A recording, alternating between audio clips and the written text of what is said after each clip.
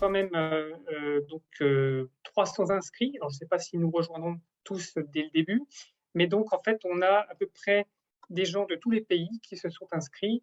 Et donc, c'est assez donc époustouflant de voir l'intérêt pour les bois morts.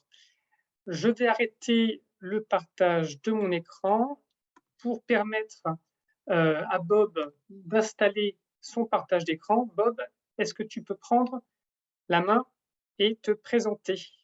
Hi, everybody. Bien, et bonjour à tous et à toutes. Je m'appelle Bob Gubanek, je suis ingénieur géologue chez l'USDA aux États-Unis. Je travaille pour le Centre des ruisseaux des rivières à Colorado. Je travaille dans le domaine de la restauration et des organismes aquatiques. Donc, je travaille dans ce domaine depuis 40 ans et je vais vous parler un petit peu de structures de bois et des applications de ces structures de bois. Donc, je vais passer en revue plusieurs choses. J'ai des photos que données. Donc, aujourd'hui, je vais vous parler de l'histoire de gros bois, de bois mort, comment le bois mort arrive dans les rivières, comment est-ce que cela repasse. Je vais vous parler de tout ce qui est conception, de méthodes d'ancrage et les différents types de bois morts, de bois. Et donc, sans plus attendre, on va passer au cœur du sujet. Voici un graphique de Judy Caston Collinphone qui montre les interactions entre la géologie qui domine un peu tout en termes de canaux et l'hydrologie qui fait le travail sur la géologie et la composante biologique qui profite de ces deux choses, ces deux premières choses. Ce que vous voyez au niveau du graphique, c'est que en fonction de là où vous vous trouvez, est-ce que vous avez des débits élevés ou débits bas? Donc, et en fonction de la résistance de l'érosion, qui est une fonction géologique. Donc, l'hydrologie et la géologie, en gros, euh, déplacent les matériaux en fonction de la pente du cours d'eau. Et il y a des poissons, il y a des organismes qui profitent de toutes ces choses. Donc, il y a des espèces biologiques qui profitent mieux de pentes plus faibles. Et lorsqu'on a des pentes plus élevées, il y a d'autres organismes qui en profitent. Donc, on voit les interactions entre la géologie, l'hydrologie et la biologie sur ce schéma. Et ce que nous savons, en fait, c'est qu'il y a des années de cela en Europe. Donc, il y a des milliers d'années, en fait, pour l'Europe. Aux États-Unis, c'est bon, ça ne fait que 150 ans. On a commencé à enlever du bois de nos rivières, mais de manière massive. On l'a fait pour ouvrir ces rivières à la navigation. Et en ce faisant, nous avons changé pour toujours l'apparence de ces rivières et leur réponse. Aux États-Unis, on avait des chemins de fer qui passaient à travers des canaux étroits. Donc, on a déplacé les canaux, on les a simplifiés, on a mis des barrages. On a changé les qualités de ces rivières, de ces cours d'eau et leur apparence. Donc, ici, nous voyons donc une référence de gros bois dans une partie de la rivière en Alaska. Donc, regardez bien cette image. Avec le bois, on- donc en fait, le bois donne beaucoup de structure à la rivière.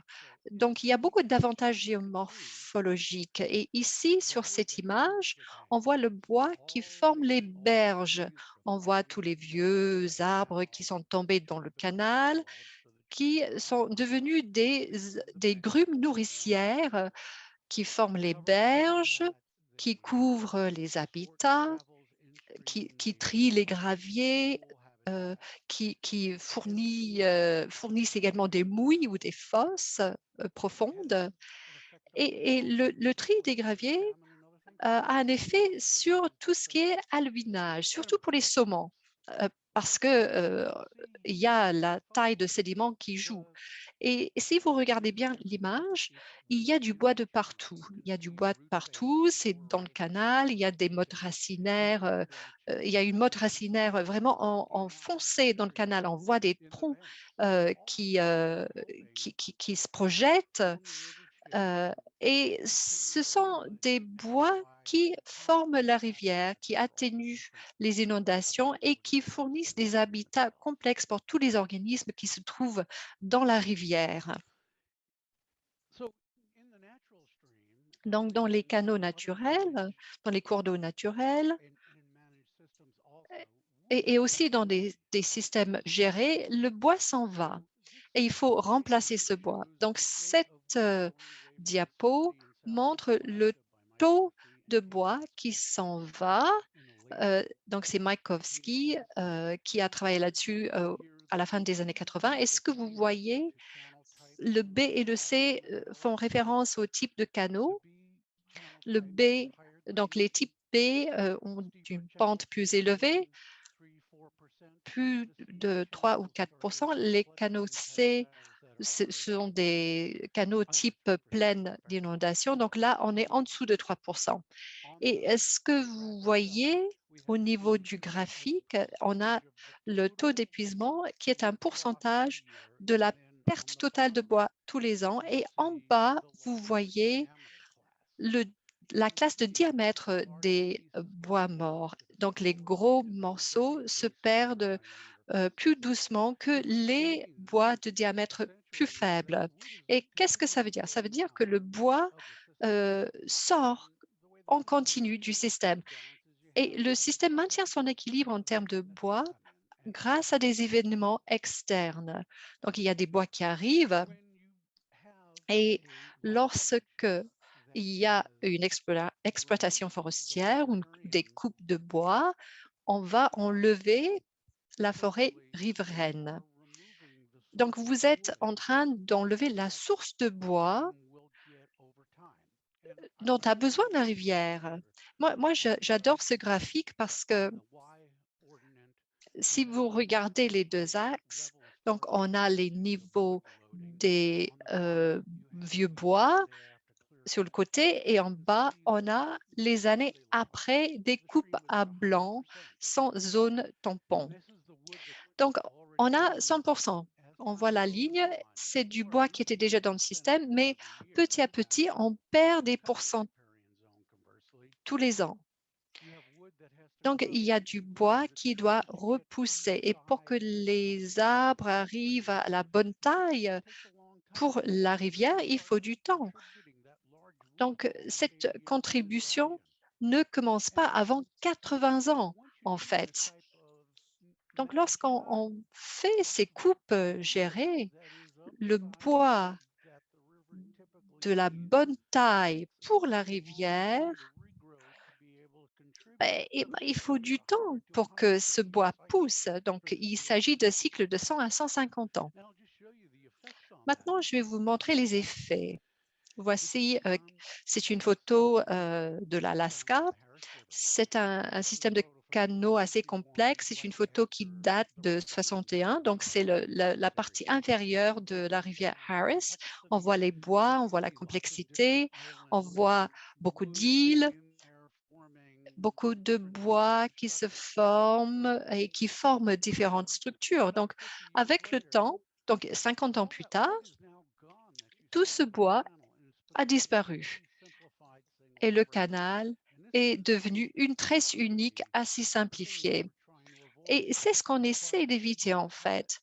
Donc, l'habitat aquatique a besoin de cette complexité des canaux parce qu'au sein de cette complexité, il y a différents organismes euh, qui dépendent de cette complexité, qui ne peuvent pousser que grâce à cela.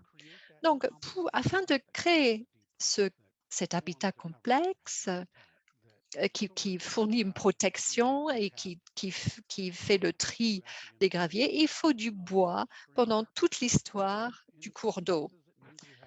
Donc, cela veut dire que parfois, il faut revenir en arrière, il faut intervenir. Et une des façons de procéder, une des façons que la nature intervienne, c'est de mettre des bois morts dans le canal. On peut avoir des glissements de terrain, on peut avoir des arbres couchés par le vent, et donc le bois se trouve dans la rivière. Il y a des inondations, il y a des berges qui s'effondrent. Donc, il y a plusieurs événements qui apportent du bois dans la rivière. Il y a des processus de migration, les arbres tombent et contribuent à cette complexité. Donc, la rivière n'a pas toujours cet apport de bois. C'est pas tout le temps. En général, c'est lorsqu'il y a des grosses précipitations. Mais bien sûr, il y a aussi des petits bois qui contribuent à la complexité parce qu'il y a des arbres couchés, il y a des petites brindilles qui tombent dans la rivière. Donc, passons maintenant à la question de la conception. Donc, pour la conception, donc, il y a plusieurs publications. Donc, voilà, il s'agit d'articles gratuits. Donc, publié par le bureau de réclamation. Donc, il y a une équipe d'ingénieurs qui travaille sur ces articles et le service forestier également y travaille. Donc, à gauche, par exemple, c'est le service forestier. Donc, on passe en revue les concepts, les mises en œuvre et puis toutes les choses qu'il faut prendre en compte lorsqu'on doit concevoir une structure de bois pour les rivières. À droite, c'est une publication du service forestier qui vous aide avec les calculs. Vous pouvez calculer les forces de résistance, la traînée. Pour réussir avec ces projets, il ne suffit pas de faire du feel good. Il faut concevoir la structure et il faut bien mettre en œuvre la structure. Donc, on va maintenant parler de toutes ces forces qui agissent sur le bois. Et c'est ce qu'on voit ici. Donc, c'est un isolement du solide et on voit toutes les forces qui agissent. Donc, la force de flottaison, la force due à la gravité, la force due à l'écoulement, la force due au frottement. Et toutes ces forces doivent être prises en compte dans la conception de la structure. Et chaque structure va être impactée par ces différentes forces. Donc, dans un cours d'eau, dans un système naturel, lorsque les longueurs d'arbres sont plus longues que la largeur des débordements, eh bien, les structures formées vont rester à terme dans la rivière. Il s'agit de structures très stables. Donc, elles peuvent se déplacer, mais pas de très loin. Mais lorsque la longueur de l'arbre est égale à la largeur du débordement, là, les bois ne vont pas rester très longtemps. Mais on peut travailler sur ces systèmes. Il suffit de concevoir et de lester la structure correctement. Le bois peut être utilisé, on peut stabiliser le tout, mais il faut absolument comprendre les différentes forces. Donc, on va parler de trois forces principales ou trois situations qu'il faut prendre en compte qui, qui agit le plus sur la structure. Donc, tout d'abord, il y a la force de flottaison, donc la flottabilité du bois dans l'eau. Donc, le bois pèse moins que la quantité d'eau qui est déplacée par le bois. Donc, c'est pour cette raison que le bois flotte. Donc, pour que le bois reste en place, il faut le lester. Et ce lestage passe par différentes méthodes, par de l'enchevêtrement, des herbes qui s'entremêlent. Sinon, le bois va flotter et se déplacer. Et on ne veut pas que le bois s'en aille. On veut que le bois reste stable et ne bouge pas. Donc, il faut le lester. et il faut le lester pour combattre cette force de flottaison. Donc, on fait une analyse, donc on voit le volume du bois, le volume de l'eau. Donc, vous voyez le calcul qu'on doit faire en fonction de la densité, du volume et de la force de gravité. Voici une autre force. Donc, on parlait de ces structures qui se projetaient sur l'eau. Donc, c'est la force de résistance ou la traînée. Et avec cette force-là, il faut se souvenir de plusieurs choses. Tout d'abord, la position de la berge va changer sur le temps. Donc, il y a beaucoup de migration. Donc, lorsque vous faites l'analyse de la force de résistance ou la traînée, il faut prendre en compte le pire des scénarios parce que la structure va se projeter de combien sur l'eau, par exemple, et c'est la question qu'il faut se poser. Donc, on fait l'analyse de la force de résistance et vous le savez, quand vous marchez dans l'eau, vous sentez la résistance de l'eau. C'est une fonction de la vitesse de l'eau, de la zone que vous bouchez et le coefficient de traînée. Et en fonction de la structure que vous voulez construire et ce que vous construisez, il y a différents coefficients de force de résistance. Ensuite, il faut prendre en compte l'affouillement. L'affouillement, c'est très important parce que si vous avez trop d'affouillement, trop de sous-cavage autour de la structure ou sous la structure, vous avez une force de renversement. La structure va se renverser, va se tourner. Donc, cet affouillement peut faire en sorte que votre structure commence à perdre des matériaux de lestage. Donc, si vous avez cet affouillement, les sédiments qui servent de lestage vont euh, partir et on peut également avoir la force de traîner, la force de résistance, la force de flottaison qui joue un rôle également. Donc, il faut mettre des troncs, des grumes, des billes sous la structure. Il faut bien comprendre l'affouillement. En fait, il y a beaucoup de calculs, beaucoup de méthodes de calcul. En général, elles sont erronées. En fait, ce qu'on aime faire, nous, c'est on aime utiliser différentes méthodes. On va utiliser l'équation, mais on va également observer la rivière. On va regarder quelle est euh, l'attraction résiduelle. Et après, on va bien choisir les matériaux d'affouillement. L'affouillement peut être profond et d'autres systèmes sont pas aussi profonds. Donc, il faut bien prendre en compte ces facteurs dans la conception de la structure. Donc, voici encore une analyse de la force de résistance ou de traînée. Donc, densité, accélération, volume et coefficient de traînée. Donc, pour que le bois reste en place, la structure reste en place, il faut lester la structure. Donc, il y a beaucoup de méthodes, beaucoup de façons de procéder pour lester ces structures. On peut les enfoncer.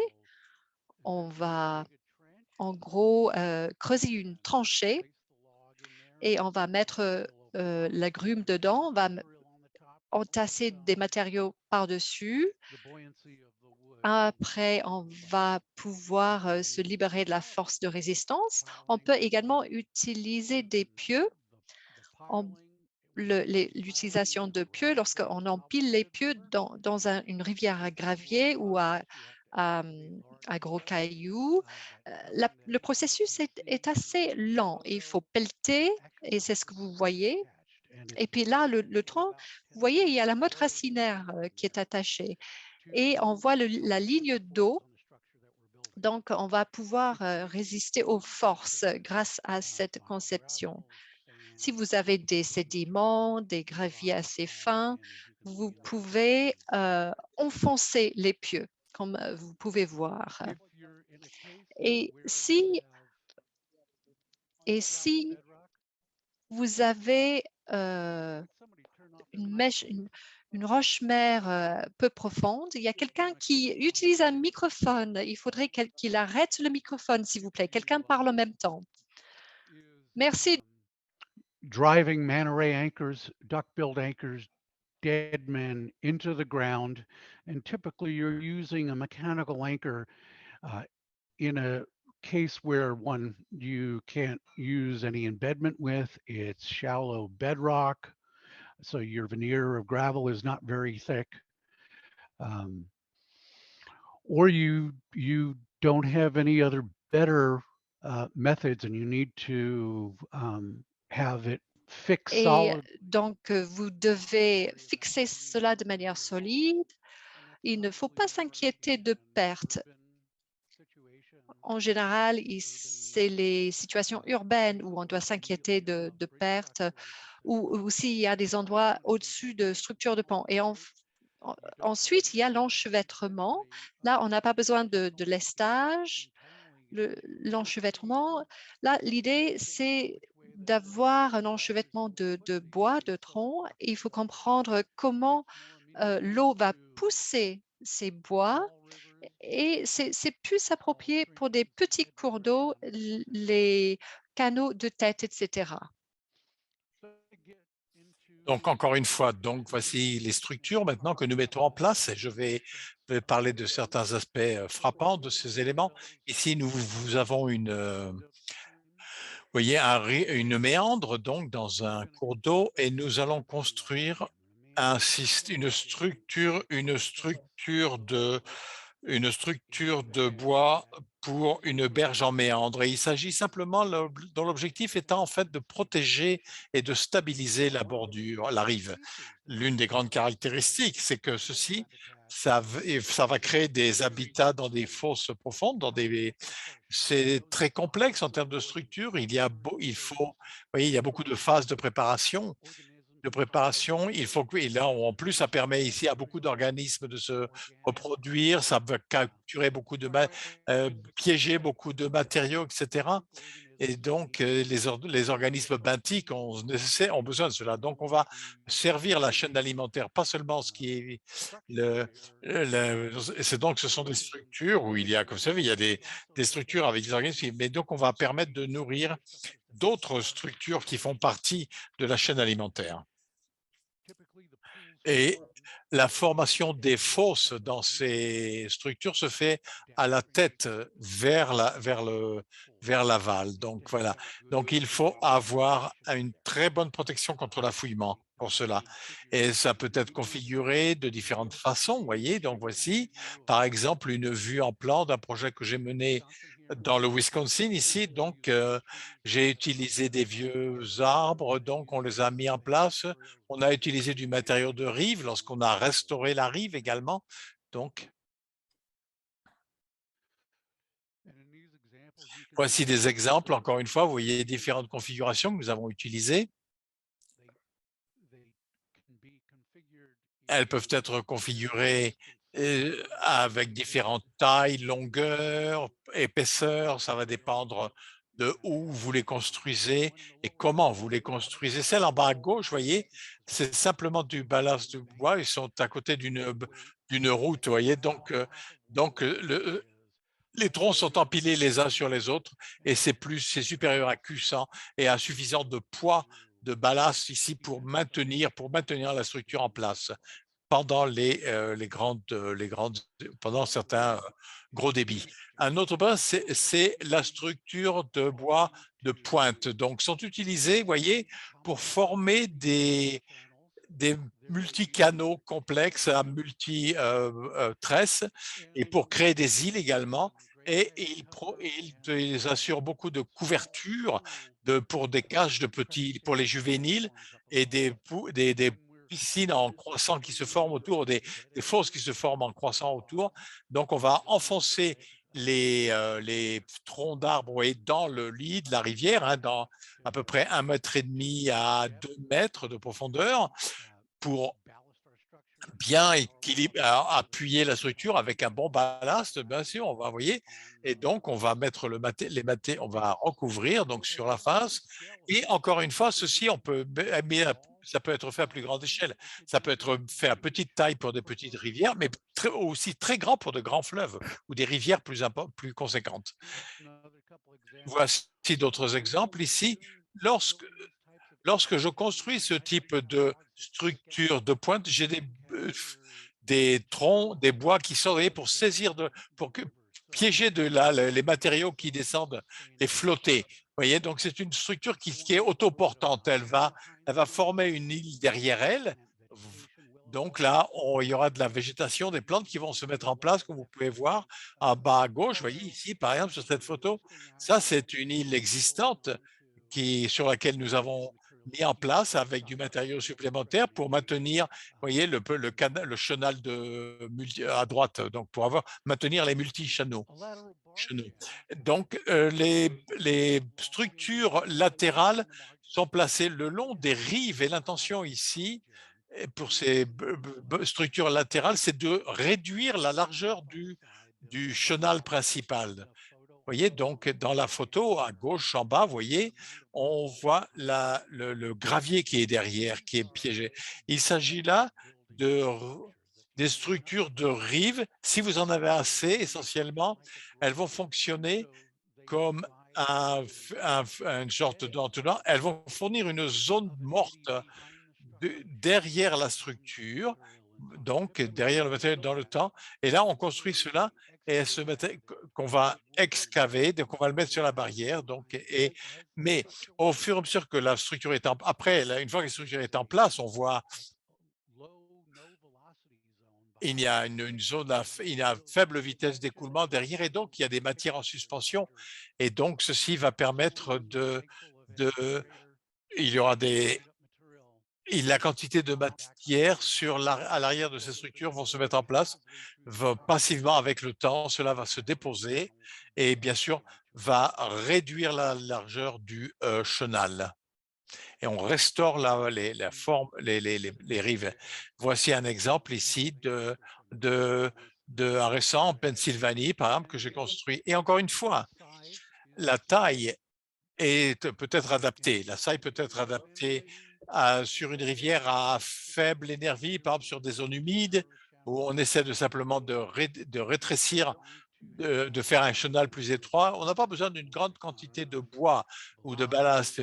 Il n'y a pas de grande vitesse d'écoulement et les pieux et le poids sont suffisants pour les maintenir en place. L'eau n'est pas très profonde en fait. À ce niveau-là, il n'y a pas trop de courant. D'autres exemples ici, dans l'État de Washington, l'Alaska, la Pennsylvanie.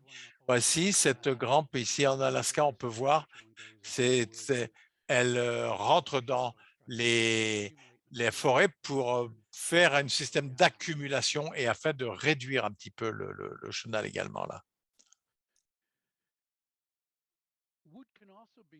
Le bois peut être utilisé également pour assurer de la protection pour des infrastructures critiques. J'utilise des grandes pièces de bois en amont des ponts, par exemple, pour éviter que pendant des crues, les bois flottés ne bloquent pas le passage sur le pont ou les arches de pont. Et par exemple, pour protéger des infrastructures, des routes ou des habitations. Vous voyez, à droite, c'est un dépôt que l'on trouvera sur les bordures de zones où il y a eu des glissements de terrain. Il s'agit vraiment d'une grande quantité de troncs qui sont ensemble et qui protègent en fait une route en cas d'inondation ou de crue. Donc, encore une fois, le ballast de bois est supérieur à Q100 pour la flottaison. Et donc, lorsque l'eau pousse sur cette structure, les bois se verrouillent entre eux, se bloquent encore plus entre eux et sont encore plus difficiles à enlever. En bas, j'ai construit, vous voyez ici, une méandre de berge. C'est en fait des sols une pleine inondation très basse pour protéger plusieurs bâtiments que l'on voit en arrière-plan sur la photo. Et donc, c'est une vue en panoramique, donc la méandre va bien sûr dans la direction opposée. Mais simplement pour, c'est lié à la vue panoramique de la photo et simplement pour empêcher la rivière d'aller directement dans les maisons, parce que c'est ce que ça faisait pendant les la tempête tropicale Irène, donc juste avant que je construise ces structures dans le Vermont donc. Les déflecteurs, les structures déflecteurs sont des structures de redirection de l'eau. Vous avez des structures de bois on a des structures qui sont faites pour prendre l'eau, pour qu'elle fonctionne localement, pour des nouveaux fonctionnements de l'eau. Mais ici, ces déflecteurs, en fait, les billes sont orientées de façon à rediriger le flux vers le centre du chenal principal. Les déflecteurs souvent sont utilisés également pour piéger plus de bois. Dans cette conception ici, j'ai des déflecteurs bas et sur le lit de la rivière. Et cette utilisation est utilisée par des organismes pour maintenir des petits bassins pendant les basses eaux. Si vous regardez qu'il y a d'autres billes qui sortent de ce rivière et celles-ci sont là pour piéger plus de bois et rediriger le flux à distance de la rive pendant des grandes crues ou les hauts niveaux, parce qu'on sait que l'eau s'écoule en perpendiculaire à l'orientation des bois. Et avec ces structures, lorsqu'il y a le bois, les touffus qui sortent comme ceci en épi, les structures il va capturer du bois, ils vont piéger du bois et la structure va durer plus longtemps. Ça va dépendre bien sûr du matériau, de la masse, est-ce que c'est la plupart du temps au-dessus de l'eau ou en dessous de l'eau. Donc, encore une fois, il y a différentes durées de vie. Moi, j'utilise des grands morceaux de bois, des gros morceaux de bois parce que je veux avoir de l'efficacité. Donc, ça va durer plus longtemps. Et encore une fois, en fonction de où vous vous situez et du régime de dégradation, votre bois va partir plus vite ou moins vite alors que si vous êtes dans des zones chaudes, alors que si vous êtes dans des zones plus froides, le bois va rester plus longtemps. Et lorsque l'on construit ces choses, on veut que ça dure le plus longtemps possible.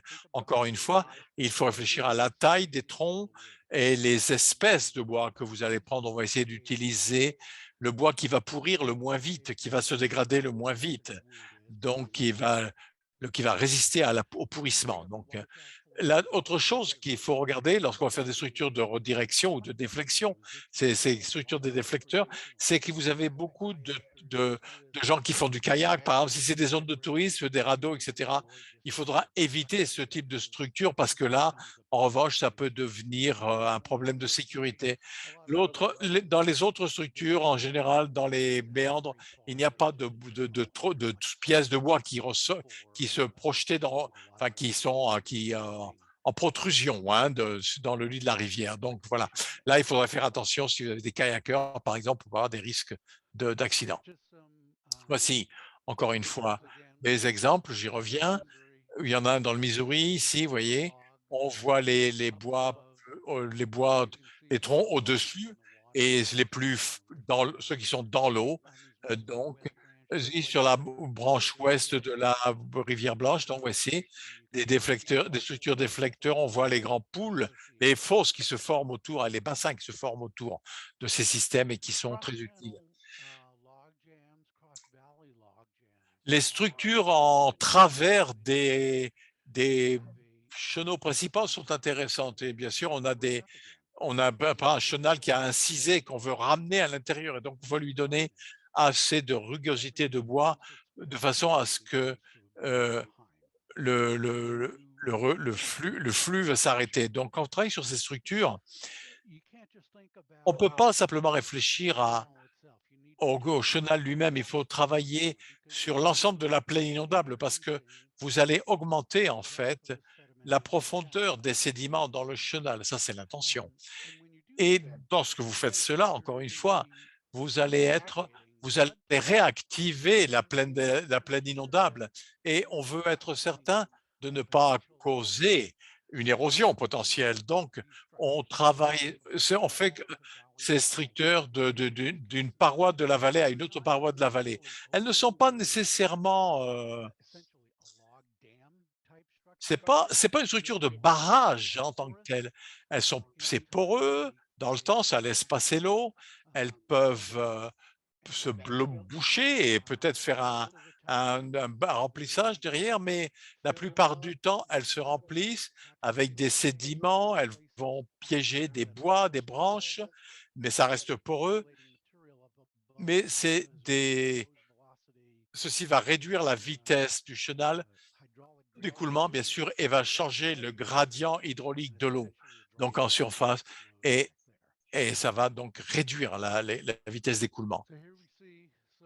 Vous voyez ici quelques vieux bois qui sont dans le chenal, qui forment, vous voyez, et ici un barrage, une structure qui traverse la voiture, l'eau s'écoule par-dessus, dès qu'on peut voir une bille qui est suspendue sur la rive. On fait la même chose euh, lorsque, voici une autre image de bois qui traverse de troncs qui traverse le chenal. Beaucoup de pieds sont faits, vous voyez, pour faire une structure qui traverse l'ensemble du chenal. Voici l'écoulement normal et à gauche et sur le droit, à droite, vous avez, c'est un écoulement le long de la rive et on voit beaucoup de bois qui ressort, qui est hors de l'eau.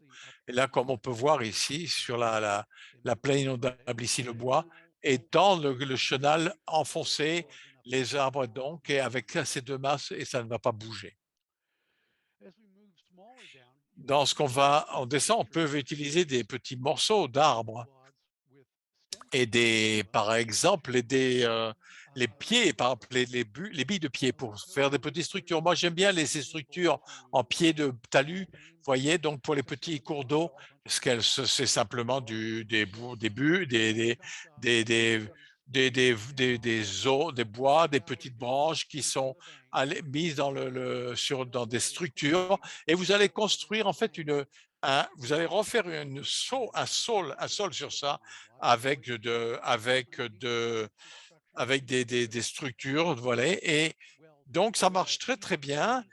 La clé, là, c'est obtenir la végétation. Si vous n'arrivez pas à avoir la végétation sur votre sol, à ce moment-là, donc avec cette couverture, alors à ce moment-là, votre structure va partir dans le… Donc, cette structure ici, elle s'en remet essentiellement sur la végétation, sur cette pollinisation, alors que dans les autres structures de buis, ce n'est pas du tout la même chose. J'ai construit un variant sur un grand fleuve encore une fois, vous voyez, des talus, encore une fois, pour un pied de talus. Je l'ai utilisé sur des grandes rivières essentiellement. Ce que je fais, c'est un radeau, vous voyez, un radeau de bois et je vais construire la berge dessus, le talus dessus. Et ces billes sont je vais avoir de l'affouillement, je le sais, mais ils vont assez en profondeur, mais ils ne vont jamais s'effondrer. Donc, parce que vous voyez, je mets une bille anti-affouillement d'abord, vous voyez, le long, euh, à peu près un tiers à partir de la face et les billes sont posées dessus. Et ensuite, on va utiliser des billes et des souches et des racines, des bottes racinaires. Vous allez mettre le matériau avec des fascines et vous allez construire ceci. Donc, et vous pouvez voir à quoi ça ressemble. Ici, à l'angle droit, ici, il y a beaucoup d'éloges qui ressortent encore. Donc, et voici une image à quoi ça ressemble après la construction et après 3 ans. Vous voyez, après 3 ans de construction.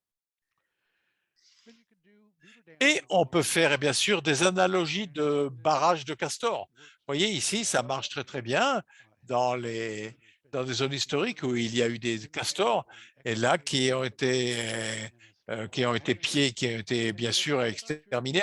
C'est une structure qui est petite, faite à la main et qui retenait l'eau et qui retenait plus d'eau au-dessus de la zone inondable, et donc en amont. On utilise beaucoup ceci donc. Et on peut construire des petites structures. Vous voyez, ces structures, encore une fois, regardez, sont faites à la main, hein. Elles sont placées avec des individus, elles sont enchevêtrées, elles ne sont pas enfoncées, et il faut les faire où il y a des arbres et où on peut les avoir. Donc, c'est un style très opportuniste, hein. C'est très facile à faire. Des équipes vont faire ça. On fait ça, vous savez, avec des tirs forts, avec des câbles, vous voyez, des poulies, et ça marche très, très bien. Et encore une fois, mais elle nécessite de conception. Il faut savoir déterminer la taille des arbres pour déterminer le ballast, voir où on peut les enchevêtrer, de façon à ce qu'elles ne soient pas emportées par le courant, parce que parfois, elles sont dans des billes coupées. Donc. Et ensuite, l'autre chose, c'est que mon téléphone sonne. Voilà. L'autre chose, c'est que placer des arbres dans les plaines inondables, utiliser toute la largeur de la plaine inondable, voyez, comme ici. Et sur cette note, vous pouvez utiliser des fascines à nouveau, des petits faisceaux de branches voilà.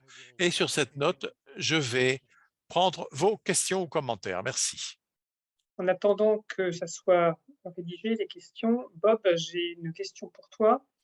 Il me semble que tu as un guide, donc tu as parlé rapidement, de l'USDA Forest qui parle donc de toutes ces techniques, hein. Okay. Donc, on mettra les références dans le cadre du séminaire.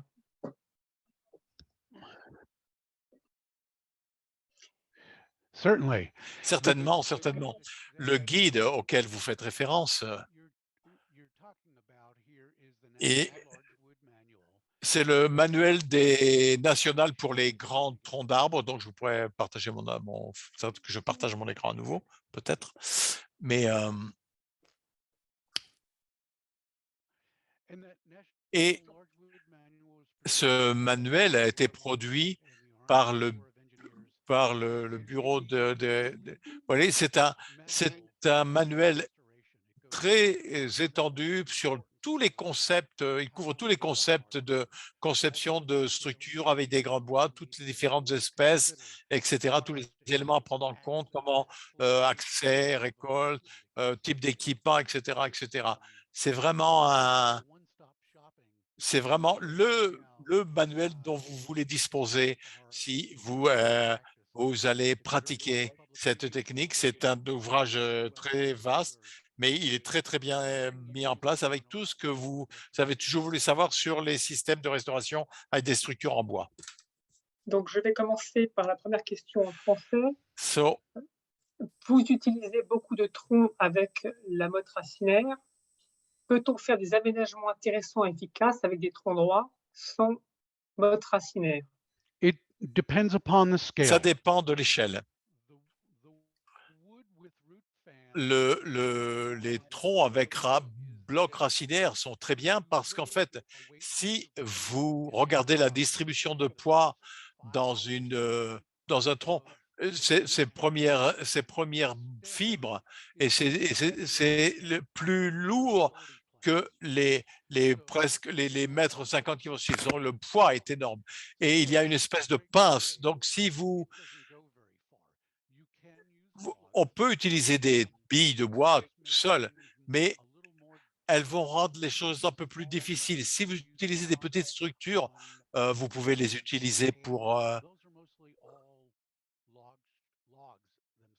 ce sont des billes elles-mêmes qui peuvent être utilisées. Mais moi, quand je construis ce type de structure, j'utilise 30 à 40% de billes avec les racines.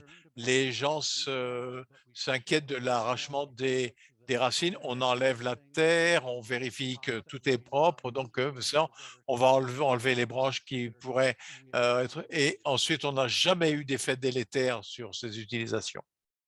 Il y a un commentaire et une question de Dean Morrison. Fascinant, Bob. Donc, on va travailler sur des petites structures pour éviter la prévention des inondations. Et Crum a une question. Est-ce que des informations sur le TOCA ou dans les environnements tropicaux? Quelques, il y a eu quelques publications que j'ai utilisées. Elles parlent également de, elles parlent de Manuel Lagrand. Et ce n'est pas, il n'y a pas une grande quantité d'informations que j'ai pu trouver sur les bois tropicaux en ce qui concerne le K-rate. La plupart des études de cas que j'ai observées concernent les espèces de bois nord-américaines. Je n'ai pas fait beaucoup de recherches pour les environnements tropicaux, mais je conseillerais, j'insiste beaucoup, que toute personne qui veut construire ces structures devrait utiliser le bois le plus résistant aux roches. Et si vous êtes dans une zone humide et chaude, utilisez les arbres les plus gros possibles parce que s'ils sont trop petits, ils vont pourrir très rapidement.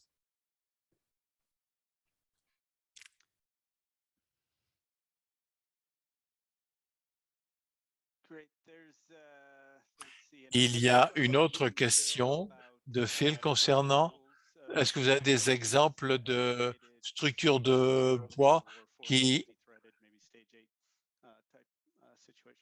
ont créé des situations de stade de 0? Le stade 0 est un peu différent que la restauration avec les grands bois. Les restaurations avec grands troncs sont on pousse, c'est une construction de pousser stade 0. Ce que je fais ici, c'est je construis des structures multiples enchevêtrées. Je peux donner des photos, certaines des photos que j'ai montrées pour les structures en pointe, de pointe d'île. On vont transformer une rivière à chenal unique en une rivière à chenaux multiples. J'ai une autre question pendant ce temps-là. Les aménagements en bois dans les rivières sont plus ou moins éphémères. Comment les faire durer dans le temps, éviter une dégradation du matériau? Quel choix des essences? Alors, je pense notamment, par exemple, aux essences d'arbres qui perdent feuilles ou des essences d'arbres avec plutôt comme les sapins. Ça peut être une question. Et les diamètres, la question des diamètres aussi. Et pour finir sur ces questions en français, il y a un moyen d'éviter l'arrachage des racines, ce qui est toujours dangereux en termes de stabilité des berges. On peut tronçonner la grume et ensuite positionner l'arbre avec le pied face au courant. On bénéficie d'un effet de peigne. C'est plus une remarque. Donc, je vais repartir sur la question. Quel choix des essences pour une meilleure durabilité? So, in North America, En Amérique du Nord, les cèdres sont les arbres les plus résistants et on peut aller. J'aime bien construire avec différents types d'arbres, avec des conifères, et encore une fois, je ne connais pas d'autres espèces d'arbres dans d'autres pays, mais il y a différents types de d'arbres qui existent, des conifères par exemple. Donc pour les cèdres, dans les conifères qui durent plus longtemps par rapport au pin jaune, par exemple, dans le sud. Donc ça, ceux avec qui ont beaucoup de les les les les arbres qui ont beaucoup plus de goudron à l'intérieur, de résine, durent plus longtemps que les arbres décidueux. Si vous avez par exemple, des la que l'arbre de coton, disparaît très rapidement, même des arbres de grand diamètre. Donc, lorsque j'utilise des arbres, parce que je ne sais jamais exactement quelles sont les espèces sur lesquelles je vais obtenir, je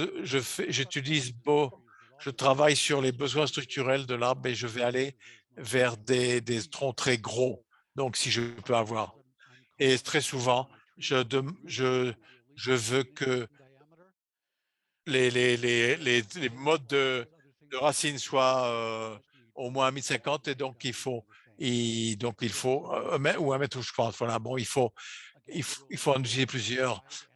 Je vous donnerai des articles, des références d'articles que vous pourrez mettre sur le site que j'ai pour l'Amérique du Nord et vous pourrez voir s'il y a eu des recherches sur votre côté.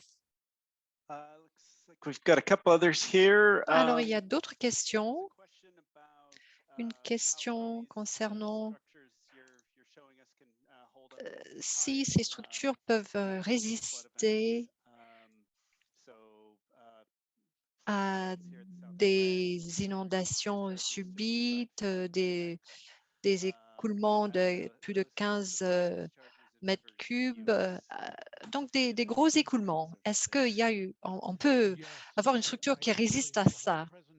Oui, en fait, j'ai toute une présentation sur un projet effectué dans le Missouri où les structures étaient sous 35 pieds d'eau, donc 13 mètres d'eau. C'était un événement Q500, 150 000 mètres cubes par seconde. Donc, il y avait un pont à 30 pieds dans l'air et les 4 structures que j'avais construites à l'aval, on en a perdu une, mais 3 autres ont survécu. Et bien sûr, il y avait beaucoup de bois qui s'est accumulé sur ces structures. Donc, il faut un bon lestage, il faut un bon ancrage à cause de toutes ces forces qui peuvent jouer un rôle. La structure doit être correctement configurée. Donc, il y a des points très importants en termes de conception et en termes de construction. Donc, mais voilà, ces structures peuvent survivre à de très grosses crues. Donc la première en français, c'était merci pour cette présentation. Sur les cours d'eau avec des enjeux sur les 2 berges où on ne veut pas que les parcelles soient modifiées, entre parenthèses, pas de perte de surface cultivée par exemple, ces méthodes avec le bois sont-elles applicables ou doit-on toujours envisager des mouvements importants du lit avec ces méthodes, c'est-à-dire des érosions? Donc, les arbres, quand ils sont bien lestés, le lit va bouger comme il bouge normalement. Ce que font les arbres, c'est qu'ils agissent sur le gravier, créent des canaux, des îles, etc. Donc, cela ne va pas arrêter le déplacement du sédiment vers l'aval. Cela va changer le triage au niveau du lit. Peut-être en précision, en fait, je pense que la question, c'est de savoir en termes de latéral, en termes d'érosion sur les côtés, sur les berges, est-ce que finalement, il y a des fois, on peut garantir que les berges ne bougent pas en fait sur les côtés? So with wood, Eh bien, avec le bois, il y a toujours un peu d'érosion, un peu d'affouillement. L'érosion est un processus naturel. Les rivières changent et donc il n'y a pas de verrouillage, il n'y a pas de stabilité. Et s'il y a, c'est qu'il y a une sorte de gestion. Donc, avec cette structure, pendant de gros orages, vous allez voir un peu d'érosion au niveau des berges de proximité. Il n'y aura pas d'événement majeur en termes d'érosion qui va avoir un impact plus à l'aval. C'est la même chose, c'est la même érosion qu'on aurait naturellement si un arbre tomber dans le cours d'eau. Donc, si vous mettez du bois dans la rivière, il faut comprendre que l'érosion fait partie du calcul de la structure. Souvent, l'intention de ces structures, c'est de fournir des structures d'affouillement. Lorsque on veut protéger les berges et on utilise ce système de sous-cavage, en fait, la structure est censée empêcher l'érosion à ce niveau-là. Surtout, c'est important lorsqu'on est proche de maisons qu'on veut protéger ou s'il y a une berge en sédiment fin. Et donc là, le cours d'eau a beaucoup trop de sédiments fins. Avec ces grosses structures, surtout lorsqu'on plante autour, et c'est quelque chose que j'encourage parce que ce que vous voulez, c'est que les arbres poussent pour prendre la place du poids pourri lorsque la structure est finie. Il faudrait avoir des arbres sur la berge pour remplacer les troncs, les grumes qui faisaient partie de la structure.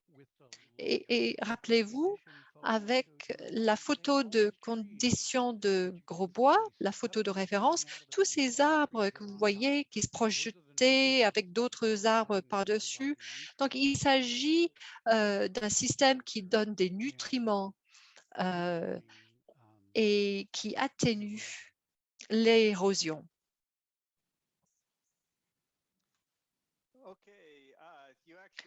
Très bien. En fait, vous avez répondu à une autre question qui concernait l'augmentation de ces structures grâce à un bois vivant avec recrutement et croissance. Il y a une question qui concerne le coût. Est-ce qu'il y a des règles simples concernant le coût par mètre pour chaque structure? Je sais que c'est assez variable. Oui, effectivement, cela est variable. Alors, les choses qui sont vraiment coûteuses, qui coûtent le plus, ce sont l'acquisition, la récolte des matériaux et leur mobilisation. Ces matériaux, parfois, il faut les emmener de loin. Et ce qu'il faut éviter, c'est couper les arbres à proximité des berges sur lesquelles vous travaillez. Voilà, c'est comme vous tirez une balle dans le pied. Donc, il faut travailler avec ces arbres-là. Donc, mon coût historique comprend la récolte, la mobilisation de matériaux, la construction des routes d'accès, l'installation des matériaux et la plantation. C'est 1 000 $ par arbre. Mais c'est hautement variable, ce coût. Le coût d'un arbre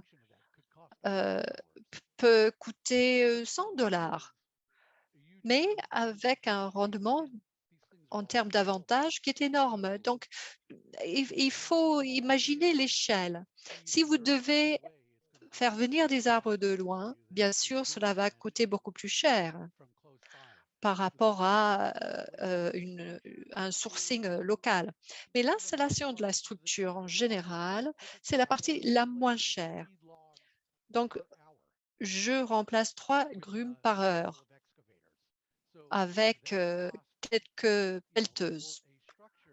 Donc, le coût, donc c'est moins d'une journée de travail en fait, pour une structure qui est assez conséquente, donc avec une longueur d'une centaine de pieds, avec 30 à 60 morceaux de bois.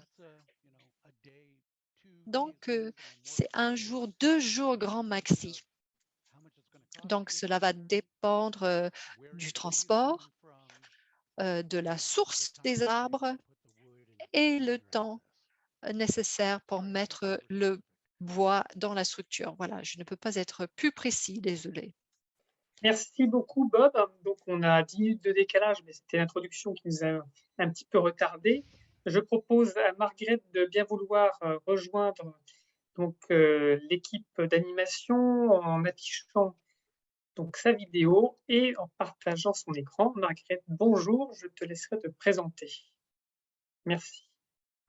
Tu me dis quand tu as lancé ton partage d'écran. Yeah, thank you. I try to Oui, share. merci. Donc, j'essaie de partager mon écran. Je m'appelle Margriet Huur, je viens des Pays-Bas. je vais vous parler des expériences de Rijkswaterstaat. Donc, cela concerne une rivière avec de la navigation. C'est le Rhin, la partie du Rhin aux Pays-Bas. Donc, je travaille pour Rijkswaterstaat, qui fait partie du ministère de l'Infrastructure et de la Gestion d'eau, qui est responsable pour la construction, la gestion et la maintenance des infrastructures nationales comme les routes, les ponts, les cours d'eau, mais également les systèmes d'eau. En tant que gestionnaire d'eau, je suis responsable de la quantité, de la qualité et de la navigation. Donc, tout cela au sein d'un seul ministère. En plus, on se concentre sur la durabilité au cours de ces dernières années. Donc, vous voyez le contenu de ma présentation. Donc, je vais commencer avec une petite introduction. Je vais vous parler du Rhin néerlandais parce que je vois que beaucoup de personnes viennent de l'étranger. Donc, c'est le plus grand fleuve en Europe. C'est également très chargé en termes de navigation. Et vous voyez cette partie en Allemagne. Aux Pays-Bas, il y a 3 parties principales dans le delta du Rhin. Voici quelques photos.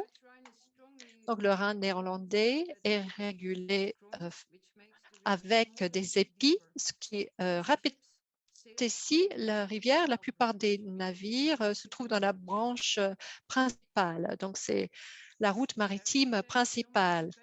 Donc, il y a un tronçon de 10 km. Donc, on a un barrage de formation qui sépare le canal principal des autres canaux. Donc, ici, nous décomposons les épis. Voici la branche la plus petite qui est régulée grâce aux épis. Et la dernière branche, le Nederrijn, avec 3 seuils. Donc maintenant, on a changé le nom. Les berges sont protégées par des écrans en bois. C'est ce que vous voyez dans la photo. Et on remplit tout cela avec des petites branches. Mais ce sont des structures qui pourrissent vite. Donc, nous devons remplacer au moins un tiers tous les ans.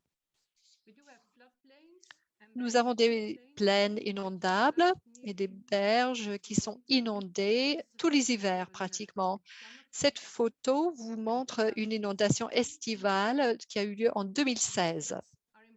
Et vous voyez que ces inondations sont importantes pour l'écologie parce qu'il y a échange entre organismes dans la plaine inondable. Les fleuves néerlandais tels que le Rhin ont beaucoup changé depuis le 19e siècle.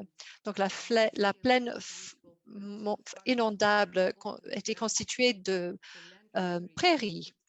Mais il y a eu de la réclamation, de la récupération de terre et c'est ce qu'on voit sur cette ancienne carte. Donc, le fleuve a été régulé et la plupart des forêts riveraines a disparu. Et cet habitat, qui était également très important, a également disparu. Donc, les Pays-Bas est un pays avec une population dense et donc les risques d'inondation sont très élevés et donc il faut absolument de la protection contre l'inondation. Donc, les arbres sont souvent activement enlevés de la plaine d'inondation. Donc, il y a très peu de forêts riveraines qui restent. Pendant 30 ans, les Pays-Bas travaillent à restaurer le Rhin. Donc, le mouvement s'est accéléré grâce à la directive cadre sur l'eau. Donc, il y avait des eaux qui ont été reconnectées avec le fleuve et la transition est devenue plus progressive. Donc, maintenant, il y a toujours une eau peu profonde. On rajoute des gros bois pour augmenter la variété. Sur la carte, vous voyez les projets où nous avons réintroduit de gros bois Donc, on a 18 arbres ancrés sur les berges du Rhin et une centaine d'autres arbres ont été installés dans les bras morts et les canaux secondaires. Jusque-là, nous utilisons principalement du chêne, et du saule pour les branches secondaires et nous sommes en train de préparer l'installation de 200 autres arbres. Mais il faut garder à l'esprit qu'il s'agit d'un grand cours d'eau, donc 150 km en termes de longueur et 200 arbres, c'est pas beaucoup. Mais on doit finir ce travail avant 2027. Donc, un arbre flottant est considéré comme un risque de sécurité pour la navigation. Il ne faut pas que cela rentre en contact avec l'hélice du navire. Et s'il y a un accident à cause de la collision du navire entre le navire et un arbre, cela minimise les progrès de la réintroduction de bois. Donc, nous devons garantir un bon ancrage du bois. Sinon, nous n'allons pas avoir les autorisations nécessaires. Donc, jusque-là, les arbres ont été ancrés grâce à des poutres en acier. C'est ce qu'on voit à gauche. Donc, il y a un œillet qui est soudé dessus et on attache une chaîne et c'est ça qui sécurise l'arbre. Donc, les deux poutres sont ensuite ancrées à la berge. Une fois sécurisées, les arbres rentrent sous l'eau et on ne voit plus les poutres. C'est quelque chose qui est plus sûr pour les gens qui font du canoë ou les gens qui font de la natation. Donc, vous voyez, il y a une sorte de goupille qui passait à travers le tronc et à chaque côté, il y a deux œillets.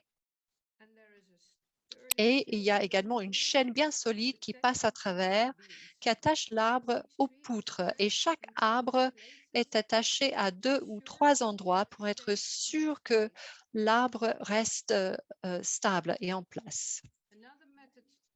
Une autre méthode qui est utilisée, c'est grâce au ballast. On va lester l'arbre grâce à du béton et les chaînes sont attachées à des œillets qui sont à l'intérieur des plaques. Le poids nécessaire est calculé, un peu comme disait Bob, on va calculer le poids en prenant en compte la flottabilité de l'arbre. Alors, heureusement, lorsque on utilise l'arbre dans un canal secondaire, l'ancrage est moins robuste parce que si un arbre se détache du canal secondaire, le risque de collision est moindre et le bois ne peut pas très facilement sortir du canal et donc l'ancrage est plus léger et donc cela coûte moins. Par exemple, les chaînes sont moins lourdes, un câble en acier est parfois utilisé et parfois il y a juste des câbles autour de l'arbre et on ne passe pas à travers le tronc. Et parfois, il y a des poutres en bois qui sont utilisées plutôt que des poutres en acier. Donc, on essaye pour voir ce qui fonctionne. On va utiliser également du béton dans les canaux secondaires, des dalles en béton et des ancrages mécaniques qui sont utilisés. Je n'ai pas de photo de ces systèmes d'ancrage parce qu'il aurait fallu rentrer dans l'eau pour prendre la photo. Alors, il faut que les arbres soient sous l'eau parce que c'est là où il y a le meilleur effet écologique selon nous. En plus, il y a moins de décomposition sous l'eau et dans les cours d'eau endigués avec un niveau fixe d'eau, c'est facile de le faire. Mais dans la partie du Rhin et l'Eissel, la différence entre le niveau d'eau moyen et le niveau d'eau faible est souvent plus de 2 mètres. Et donc, nous installons les arbres à des profondeurs différentes. C'est ce que vous voyez sur la photo. Si les arbres sont trop profonds, nous pensons qu'il n'y aura pas de lumière et il n'y aura pas de croissance d'algues et l'effet écologique est moindre. Et puis, il y a autre chose. Les canaux secondaires peuvent être asséchés et donc les arbres sont asséchés et donc pourrissent plus vite. Mais nous ne savons pas encore si c'est le cas parce que ça ne fait que 7 ans qu'on travaille sur ces structures-là. Nous avons utilisé des constructions pour protéger les berges également. Bob en a parlé. Donc, il y a le système de talutage. Donc, c'est la photo en bas qui montre un exemple de ce système. Donc, on voit la motte racinaire. Les grumes sont poussées dans la berge. Donc, il s'agit d'un coude. Mais il n'y a pas eu d'érosion. Donc, nous pensons que c'est un système qui fonctionne. Il n'y a rien qui change. Donc, c'est bien d'essayer des choses comme cela. Et moi, je pense qu'il faut faire cela plus souvent parce qu'on utilise toujours beaucoup de cailloux ailleurs. Voici une autre construction. Donc, c'est une structure en bois. On essaie d'avoir un impact sur le transport sédimentaire. Donc, on place cette structure dans un coude peu profond et on fabrique 3 écrans en bois et les grumes se trouvent entre les piliers en bois et on utilise un espèce particulier du larch en anglais et on met des pieux d'une longueur de 8 mètres et de 6 mètres dans le lit de la rivière. Donc, voici quelques facteurs de succès que je peux partager avec vous. Donc, il y a quelque chose qui est important et c'est important tout d'abord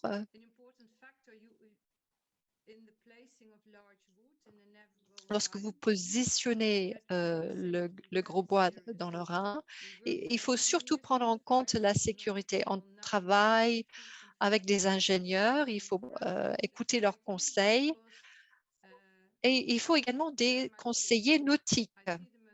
Ce sont mes collègues en fait. Je les vois pendant la pause déjeuner. Parfois, ils travaillent à côté de mon bureau. Et avec ces conseillers, avec ces collègues, nous savons qu'il ne faut pas placer le bois directement dans le cours d'eau. Il faut placer le bois dans les bras morts, dans les canaux secondaires et il faut un bon ancrage lorsqu'on est proche du canal. On a fait également des calculs pour la sécurité en termes d'inondation et parfois les calculs limitent la quantité d'arbres utilisés. Et donc, je suis un peu jalouse des photos prises par Bob. Deuxième facteur de succès, c'est la communication pendant le projet. Nous avons établi un guide pour les sous-traitants, nous avons fait un film, nous avons créé un flyer, un site web et nous avons également attiré l'attention des médias. Et les tiers, les écologues, c'est important d'avoir leur appropriation également et de communiquer avec eux. Donc, le troisième facteur de succès. Donc, on a commencé petit dans un bras où il y avait peu de navigation. Et donc, il n'y avait pas de problème. Les gens se sont habitués à la structure. Après, on a fait une mise à échelle pour les projets suivants en se concentrant sur la protection de la nature et la protection contre les crues. Et le quatrième facteur de succès, c'est le suivi. Donc, le suivi de macro-invertébrés, de poissons. Nous avons mesuré les effets sur les organismes aquatiques. Et nous avons également amélioré la mise en œuvre de ces structures. Et on se disait toujours, si ça ne fonctionnait pas, qu'on n'allait pas reproduire la même structure. Maintenant, je vais vous montrer quelque chose concernant le suivi. qu'est-ce qui vit sur les troncs? En fait, il y a des algues filamenteuses qui poussent sur les troncs et on trouve des diatomes qui alimentent beaucoup de macro-invertébrés, donc de poissons. Donc, il y a toute la chaîne alimentaire qui est boostée grâce à cette croissance d'algues sur les troncs. Et cela joue un rôle majeur en termes de récupération écologique. Donc, il y a d'autres choses qui sont encouragées, des poissons, de la mousse, et puis les poissons peuvent se cacher également parce qu'on utilise des troncs ayant des branchages. Le bois fournit également une variation de débit et cela varie le transport sédimentaire et tout ensemble, le bois de rivière devient un habitat tout à fait convenable pour différentes espèces. En plus, le bois est en dehors de l'eau en partie et cela offre des avantages aux oiseaux et aux autres espèces. Donc, nous avons beaucoup d'espèces algiennes invasives au niveau du Rhin et qui sont très dominants au niveau des bois. Mais on s'est penché sur les espèces natives et on a trouvé qu'il y en avait beaucoup. Mais il y a des mouches, comme on peut voir à gauche, et on a beaucoup d'espèces sur les racines et qu'on trouve sur l'indice de la diversité biologique.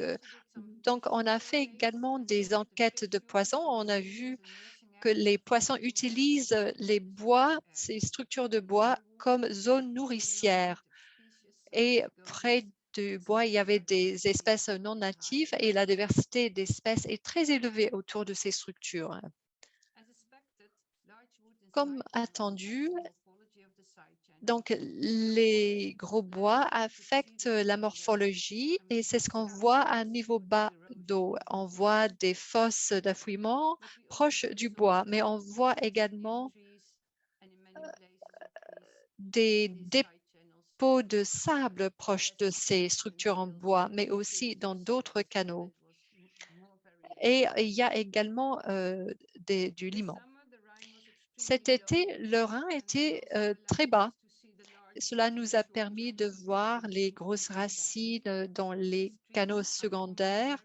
Ce sont des arbres qui sont très enfoncés très profondément. Et là, on voyait des parties en dehors de l'eau. Mais maintenant, il y a plus de gravier et dans des petits canaux, dans les canaux courts, l'eau va plus vite. Et on voyait également les algues qui poussaient sur ces arbres. Peut-être qu'il faudrait se poser la question, combien de temps faut-il pour que l'arbre soit entièrement enfoncé dans le sédiment? Et après, on va remettre un autre arbre par-dessus.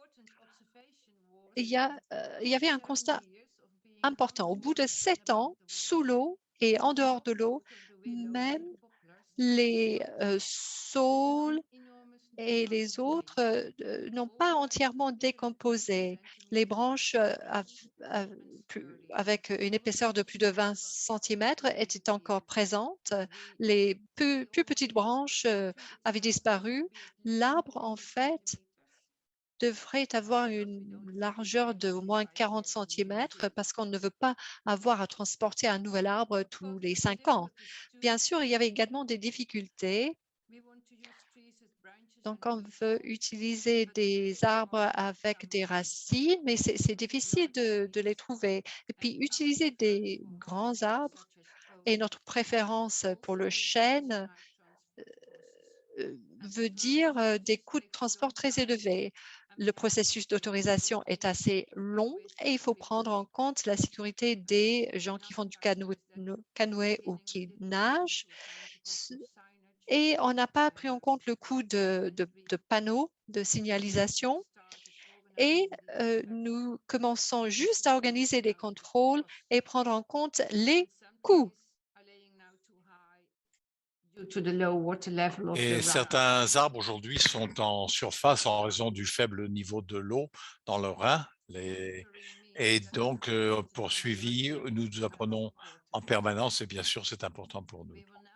Il y a, ils sont inspectés tous les 3 ans maintenant et nous allons remplacer, si nécessaire, donc sur les berges plus souvent que bien sûr dans les chenaux latéraux.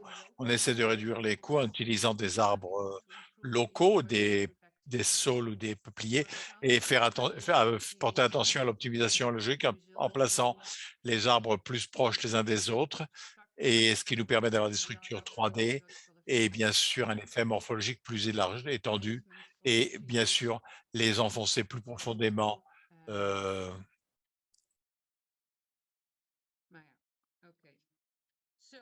Donc, en conclusion, même dans les fleuves navigables, il est possible de placer des grands bois, c'est efficace. Donc, il faut bien sûr de bonnes signalisations, de bon ancrage, même si le bois est relativement limité dans les grandes rivières, il y a un impact local sur la morphologie du lit et ensemble avec le substrat, ceci et bien sûr augmente la variété des espèces. La colonisation de l'amont a apporté des espèces qui en fait ne trouvaient pas d'habitat donc dans le Rhin hollandais. J'en ai terminé, merci de votre attention. Je vais proposer à Mike de prendre la suite. Okay. Bonjour. Merci Antoine, Réseau Rivière et H2O Lyon pour tout le travail que vous faites pour nous aider à faire évoluer nos pratiques. Merci à Bob et Margaret également pour leur présentation, très bonne présentation, excellente. Je suis Michael Moore, je viens de Californie, je vis maintenant dans les Alpes du Sud en France. Avant de venir en France, j'ai pratiqué mon métier j'étais consultant en design et je travaillais sur la conception et l'installation de projets de restauration dans le Nord-Ouest Pacifique, dans l'État d'Oregon et Washington. Donc, je sais qu'il y a des gens qui nous écoutent de là-bas. Et donc, dans cette partie du monde, plus spécifiquement dans mon pays et dans certains pays, en raison du déclin de population, il y a beaucoup de ressources qui sont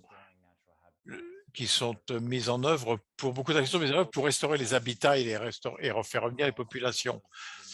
En raison également des habitants, et il y a beaucoup de bois dans le nord-ouest, donc la restauration se fait.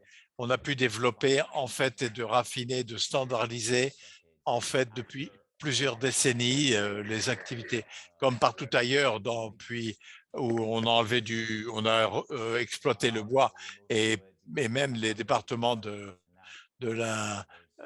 certains départements ont utilisé le bois. Maintenant, il y a des centaines de millions de dollars qui sont investis pour replanter. Ceci vous donne une idée aussi l'État de Washington et Oregon, entre la Californie et Vancouver en Colombie-Britannique. Et voici les organismes avec lesquels j'ai travaillé ou pour lesquels j'ai travaillé ou que je représente certaines autorités dans le monde de restauration, pour vous donner une idée, à savoir qu'il y a vraiment un secteur privé très actif qui est spécialisé dans ce type de travaux. Et donc, j'ai passé beaucoup de temps à comprendre avec Anderson Habitat pour travailler sur Anderson, par exemple, pour travailler sur les habitats. Et tous ces groupes ont beaucoup d'expérience, une très solide expérience maintenant dans les restaurations et particulièrement dans le contexte de la restauration utilisant des troncs, des grands bois.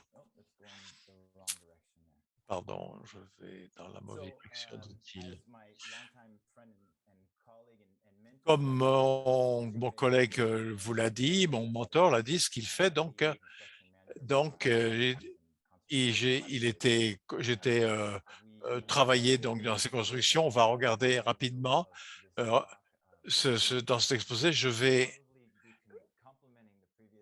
vais rajouter aux présentés précédents en ajoutant peut-être un survol plus anecdotique et conceptuel pour vous dire un peu à quoi ressemble un projet et, et quels peuvent être les objectifs et encore comment ces objectifs en fait se convertissent en des considérations de construction d'unités et également je vais aller dans les unités de construction basiques et je vous montrerai quelques projets. Donc, après avoir parlé du design de la construction.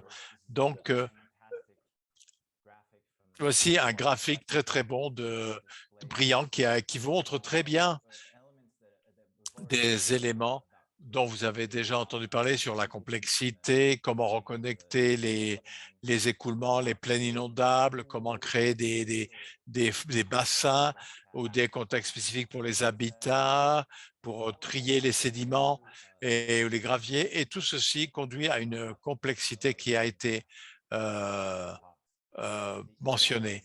Les interactions entre la complexité hydraulique et morphologique. J'ai ajouté des flèches ici dans certains points pour vous montrer le type de complexité qui se développe, donc que l'on ajoute dans ce système. En bas à droite, en bas, il y a une petite courbe qui montre la diffusion d'énergie qui se fait lorsque des formes complexes sont introduites dans un flux, dans un flux uniforme. Donc toutes ces énergies sont concentrées et elles peuvent produire des effets indésirables, donc de l'érosion par exemple. Et cette diffusion d'énergie est un aspect important. En dessous de ça, on voit des flèches qui vous montrent les interactions qui peuvent intervenir ou qui peuvent être augmentées par cette pratique entre les chenaux et les zones hybrides qui peuvent être importantes donc, ça peut conduire à la réduction de température, par exemple, et dans les grandes flèches qui montrent l'idée selon laquelle lorsque l'on augmente la complexité hydraulique, on donne beaucoup plus de diversité de régime hydraulique dans le système. On introduit de la diversité hydraulique dans le système, donc il y a différents chemins ou flux ou vitesses des niveaux de turbulence qui sont introduits et qui permettent à différentes espèces d'en bénéficier. À la suite de cette diversité, de cette complexité, nous améliorons la mobilité. Il y a des matières organiques qui peuvent travailler sur ces frictires et donc qui vont travailler sur ces niches avec, vous voyez, avec des nutriments, des zones de frais et en raison de la complexité hydraulique qui est ajoutée au système, il y a différents systèmes à différents niveaux de vie peuvent trouver des chemins convergents pour se déplacer dans le système. En ce qui concerne le contexte des saumons ou de poissons qui remontent les courants, par exemple dans des chenaux uniformes, ils n'ont pas vraiment des endroits pour se reposer entre des mouvements, donc entre les déplacements. Et donc lorsqu'ils rentrent dans un chenal latéral, ensuite ils vont trouver souvent une fosse, un bassin derrière une structure et ça va leur permettre de se reposer. Donc, voici un exemple que j'ai trouvé proche vers la Gironde, un arbre qui s'est affaissé, un chablis.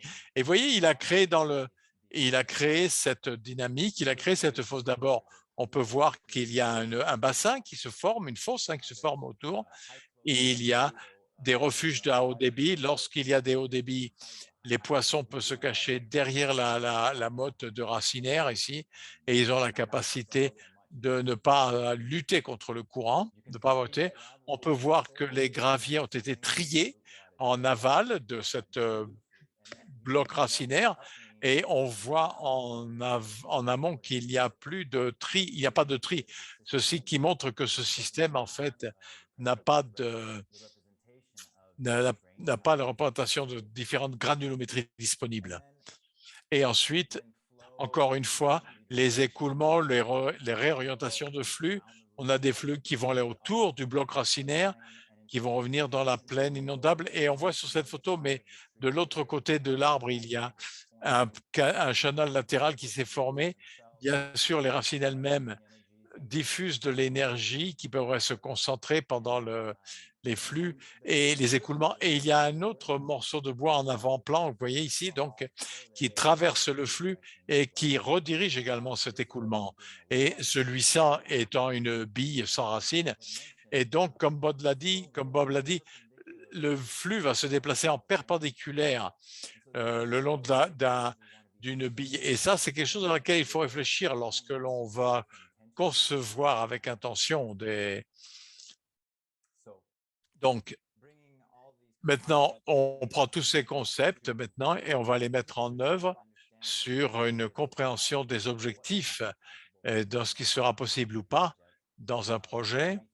On veut réfléchir à quoi ressemble un flux, qu'est-ce qui peut être modifié, adapté, la direction, la dissipation d'énergie, le stockage, la canalisation des inondations, les stockages d'inondations, comment on veut que les impacts sur les sédiments, leur impact, leur stabilisation également, donc pour réduire les sédiments, pour des qualités d'eau. Et encore une fois, on va réfléchir également au tri des sédiments, si possible. On va regarder la biota, et donc les espèces natives, invasives, les prédations, d'accord. La qualité de l'eau, bien sûr, a été prise en compte, donc j'ai la température, sédimentation, les besoins des habitats, bien sûr, les besoins des habitats. Et un point dont Margaret a parlé, qui est souvent ignoré dans ces projets, c'est la possibilité d'information et de faire comprendre aux citoyens ce qui se passe. Dans beaucoup d'endroits du monde, les bois dans la rivière, ce n'est pas une bonne chose du point de vue du public. Donc, lorsque les gens voient des bois dans la rivière, ils posent des questions. Et ceci donne la possibilité de communiquer sur le fonctionnement d'une rivière et comment sa complexité va bénéficier au système. Et ensuite, pour aider les gens à avoir une meilleure relation avec les cours d'eau. À partir de ces objectifs essentiels, on va aller vers les considérations de conception. Donc, j'ai une liste ici de considérations. D'abord ici, on va regarder les infrastructures, la sélection des sites qui sont directement en lien avec les infrastructures. Quelles sont les infrastructures en amont ou sur des parties du site, donc que l'on va essayer de restaurer, la présence et la dimension de ces structures, qui les gèrent et quelles sont disponibles pour travailler. On va regarder les régimes d'écoulement, bien sûr, comme n'importe quel projet. Dans les cours d'eau, on veut voir les forces qui sont appliquées, qui sont générées lorsqu'elles agissent sur les structures et lorsqu'elles sur les sédiments qui sont associés au projet. Et ensuite, on va examiner également un écoulement sur 2 ans et sur 100 ans pour bien comprendre ces forces et les circulations, comment se font les écoulements d'eau. En ce qui concerne le développement des habitats, bien sûr, on va envisager les espèces que l'on cible et où ces espèces peuvent tirer avantage du système le plus. Une considération qui est importante, c'est que est-ce de l'habitat dans le chenal ou hors chenal, donc quels sont qui vont tirer le plus d'avantages dans les espèces que nous ciblons. Et donc, il y a des études qui ont montré que dans certaines zones spécifiquement, beaucoup d'espèces qui ont accès à la plaine inondable sont beaucoup plus grandes dans leur développement que dans différents stades de vie et donc plus résilientes. Et donc, à certains points, on va regarder également les bois ou les arbres existants dans le système, donc pour permettre les enchevêtrements. Par exemple, est-ce qu'on peut utiliser les bois existants pour stabiliser les structures que l'on veut mettre en place? Est-ce que l'on veut planter? Il y a des forts. Donc, la zone riparienne peut nous fournir du bois à long terme, par exemple, pour remplacer les bois que nous allons installer, par exemple. Est-ce que le bois va se déplacer en aval et donc qui aura été pris dans les structures. Et bien sûr, est-ce que l'on veut diriger les flux vers les berges pour augmenter la présence de zones de sédiments ou à distance des berges qui ont besoin de protection?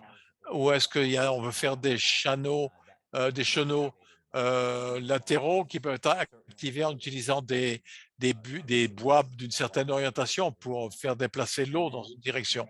Et bien sûr, il faut faire de l'ancrage, du ballastage. C'est tout ce que l'on veut vraiment faire, hein. On veut tous faire ça. Donc, quel type de stabilité on veut obtenir dans nos structures et qu'est-ce qu'on peut avoir comme structure. Donc, il faut que les parties prenantes aient bien sûr une confiance dans nos structures. On va regarder bien sûr la flottaison, la géologie.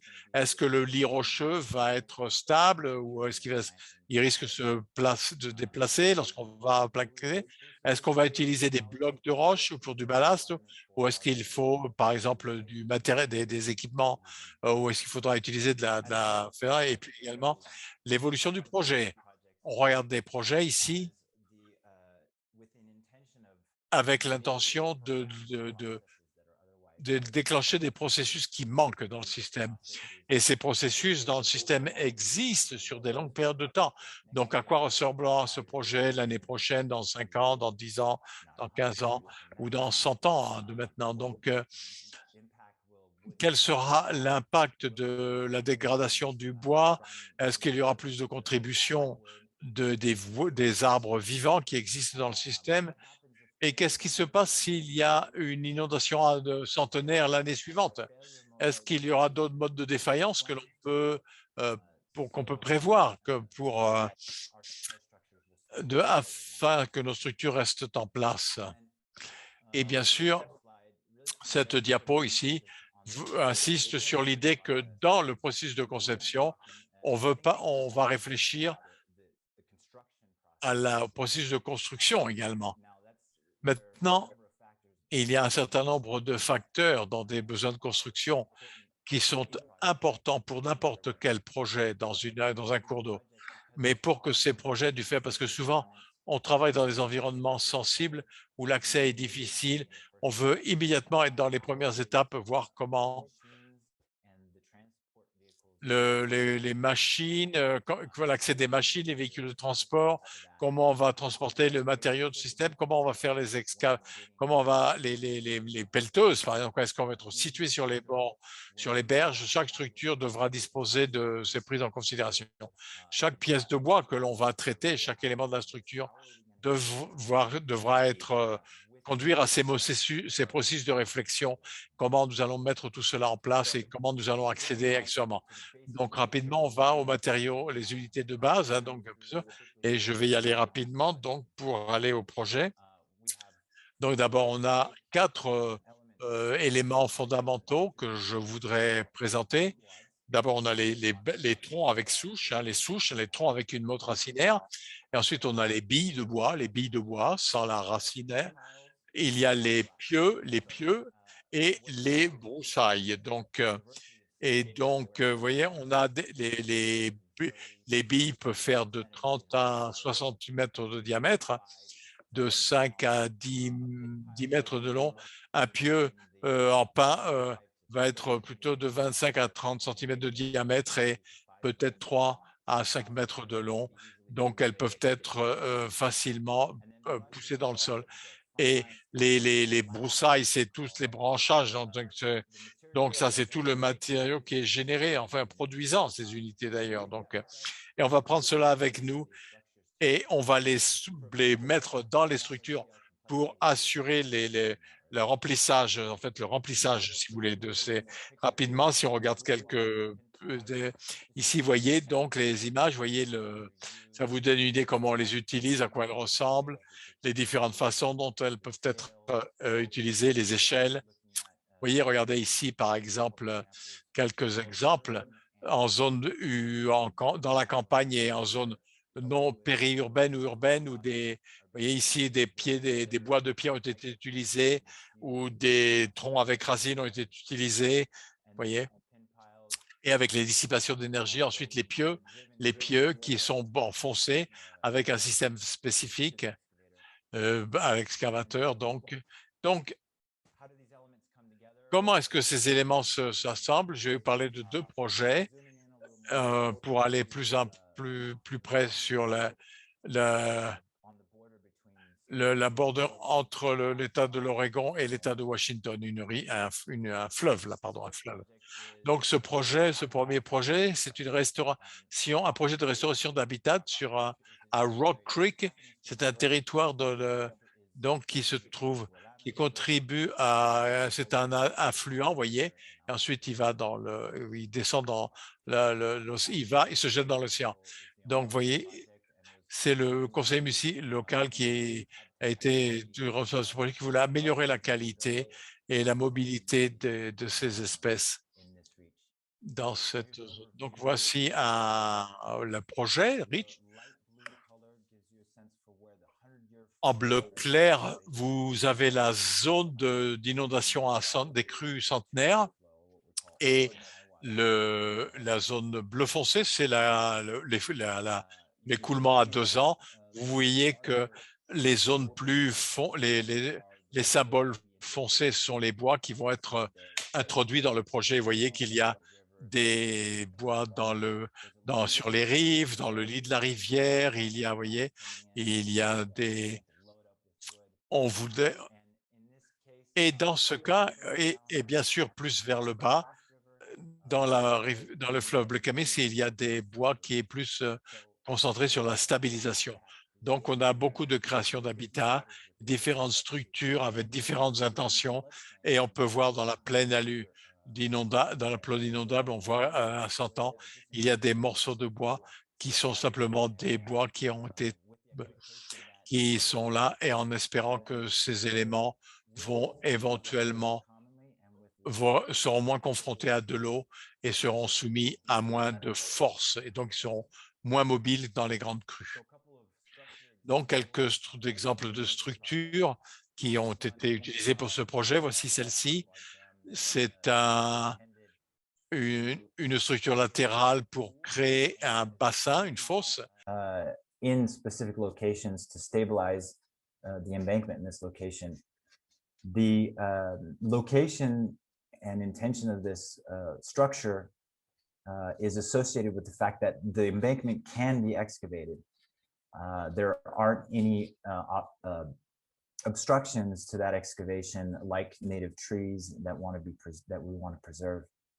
And so oftentimes it's where an embankment is already oversteepened and we have the opportunity to dig it out in order to stabilize wood with the sediments in place. The second one here is, in contrast, in a location where we do want to be preserving existing trees. And in that case, we're using the trees as a stability element in combination with thin piles on either side. We are stabilizing using the pin piles and the trees. And then a couple details to note here, using anchor pins, in this case, driving rebar through the logs to provide stability at their cross connections. And then one other detail to note here is that these projects often specify that the logs in the upper left corner, the note says that all exposed ends of logs shall be broken and not cut. And that is with the intent of mimicking the natural conditions. And so I just want to show you some before and after photos. First, in the middle section of the reach on the left, you can see the before condition, relatively uniform channel. There are no pools. It's basically just one long riffle. And then on the right side, immediately after the project was complete, you can see how different, there isn't as much water in the channel at this time because it is immediately after, but how different the result is. Here is a picture on the bottom right, several years later, and you can see how the system has evolved. Wood has been recruited, and there has been a bit of movement in the system. And so also wanted to show you some pictures down at the confluence. Here on the left, again, the pre-project condition, and then on the right, the confluence with the Clackamas River with the presence of the wood after installation. The structure on the left there is one of the structures that we saw that is where the trunks are buried in and the root wads pointing out to receive high flows from the Clackamas River and to diffuse them. Okay, now moving on to the second project, now on the left bank of the Willamette River in Fano Creek. This is in a highly suburban area in Tualatin, west of Portland. The project owner, Tualatin Hills Parks and Recreation District, wanted to protect a trail that runs through a park along Fano Creek. And you can see how erosion is threatening the stability of that trail. And so they requested that we come up with a solution that would include wood. So from a technical view, you can see there are two meander bends threatening the trail. And this particular type of structure depends heavily on the embedment of piling, of pin piles into the embankment. And you can see on the right, there's a boulder toe at the base to ensure the stability of the toe of the structure. And then at the top of the structure, an encapsulated soil lift that Bob had talked about earlier. So we'll see some pictures of that. So here's the project just after completion. A couple points to note. You can see that the wood has been installed so that as much of the wood is exposed to the surface of the structure as possible. And then there is rock that is filled in behind. On the right, you can see a log down in the stream, and this log is intended specifically to redirect flow so that the flow has more of a tendency to take that bend as it's moving into the zone. Also, you can see just under the soil lift that's over the top of the structure, there are willow cuttings that have been laid in beneath. And there will be an entire planting campaign that goes in over this, as Bob mentioned, because it's critical to make sure that the vegetation that is planted takes hold before this really takes on a heavy flow. And so here's some pictures that next season, once the storms had a chance to come in and move through the system, you can see that sediments have been deposited, showing evidence that that there has been a reduction in velocities and more stability. So that's what I have for you today. Thank you very much for your attention.